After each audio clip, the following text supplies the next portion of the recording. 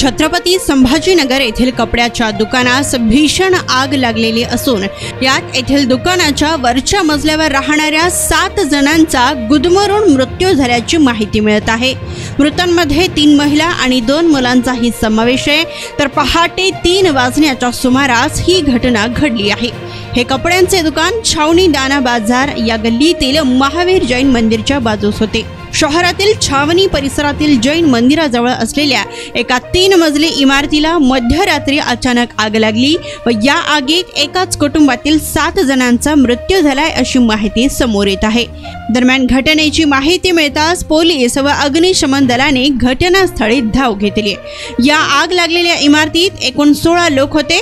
तर पहिल्या मजल्यावर 7 व दुसऱ्या मजल्यावर 7 आणि तिसऱ्या मजल्यावर 2 लोक होते। यामध्ये दुसऱ्या मजल्यावरील सर्व 7 लोकांचा मृत्यू झालाय।